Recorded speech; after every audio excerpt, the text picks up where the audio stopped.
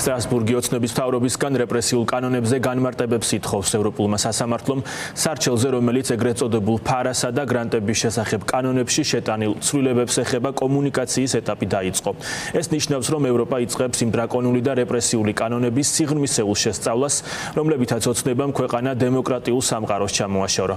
კრიტიკულ კითხვებს იუსტიციის სამინისტრომ 4 თვიან ვადაში უნდა უპასუხოს. სამოქალაქო საზოგადოება დარწმუნებულია, რომ საბოლოო ვერდიქტით კიდევ ერთხელ დადასტურდება მიღებული კანონების ანტიდემოკრატიული და რეპრესიული ბუნება. კეთი ნადიბაიძე აგრძელებს ამ თემაზე ფორმულას პირდაპირ ეთერში საუბარს. კეთი გისმენთ.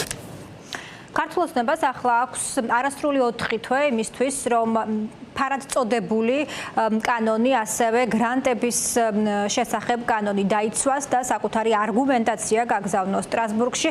კომუნიკაციის ეტაპზე გადასვლა გულისხმობს სწორედ ამას, რომ ადამიანის უფლებათა ევროპული სასამართლო ახლა იუსტიციის სამინისტროსგან ელოდება ქართული მხარის პოზიციას მომჩივანების საპასუხოდ.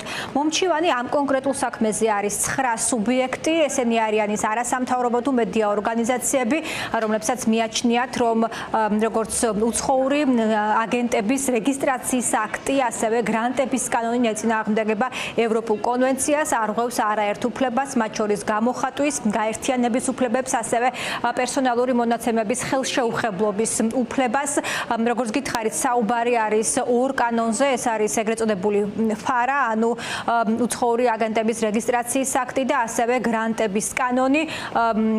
ერთის შემთხვევაში, პირველი შემთხვევაში საუბარი არის რეგისტრაციის სავალდებულოებაზე, ასევე განუსაზღვრელი შინაარსის დოკუმენტაციაზე ხელისუფლების მხრიდან წვდომა, რაც სერიოზულ პრობლემას წარმოადგენს მომჩივანებისთვის და დარღვევის შემთხვევაში ითვალისწინებს სისხლის სამართლებრივ პასუხისმგებლობას.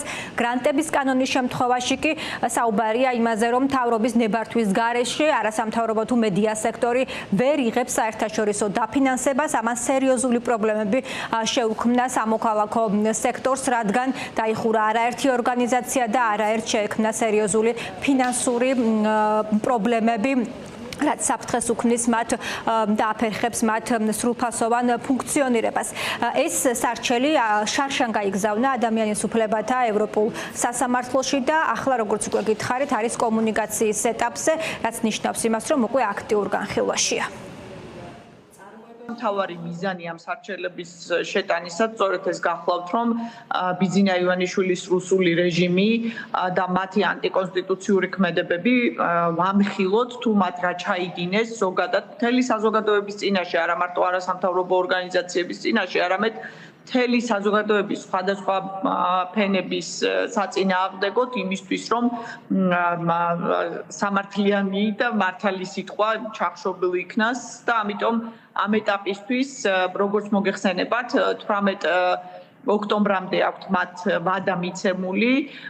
სავარაუდოდ ის წარდგენილი დოკუმენტები უკვე იყო საფუძველი და მნიშვნელოვანი საფუძველი იმისა, რომ ამგვარი შემდგომი განვითარება ჰქონდეს ამ საქმეს. დაფინანსების და გარეშე დატოვა სამოქალაქო საზოგადოება ამ კანონებმა, მეტიც ისინი უქმნიან საფრთხეს სისხლის სამართლებრივი დევნის დაწყებისა როგორც ორგანიზაციებს, ისე ხელმძღვანელებს და თანამშრომლებს.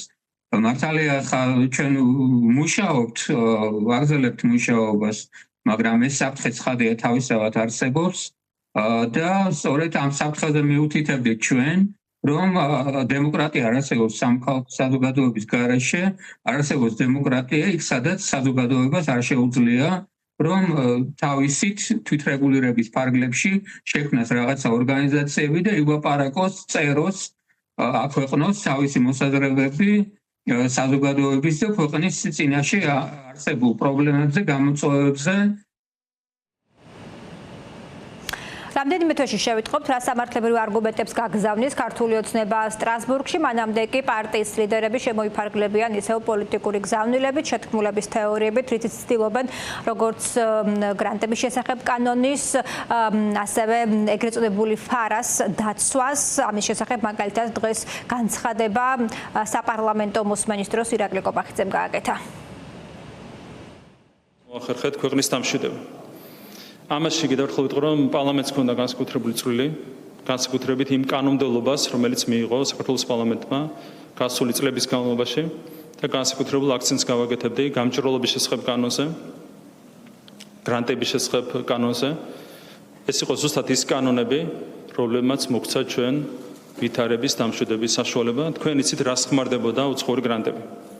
ეგრეთ წოდებული NGO-ებზე გაცემული გრანტები ჩვენს ქვეყანაში ხმარდებოდა ზუსტად რომ ქვეყნის არევას, ხმარდებოდა თავდასხმას სახელმწიფო ინსტიტუტებზე, თავდასხმას მართლმადიდებელ ეკლესიაზე, საბოტაჟის მცდელობას და ასე შემდეგ. ამ 9 მომჩივანის სარჩელი ადამიანის უფლებათა ევროპულ სასამართლოში არ არის ერთადერთი, შარშანდელიდან მოყოლებული, ანუ მას შემდეგ რაც უცხოური აგენტების რეგისტრაციის აქტი და ასევე გრანტების შესახებ კანონში ცვლილებები დაამტკიცა ქართულმა ოცნებამ, შევიდა რამდენიმე სარჩელი, ახლა მომჩივანები ელოდებიან განხილვებს ადამიანის უფლებათა ევროპულ სასამართლოში და მათ იმედი აქვთ, რომ ეს სწრაფი ტემპით წარიმართება.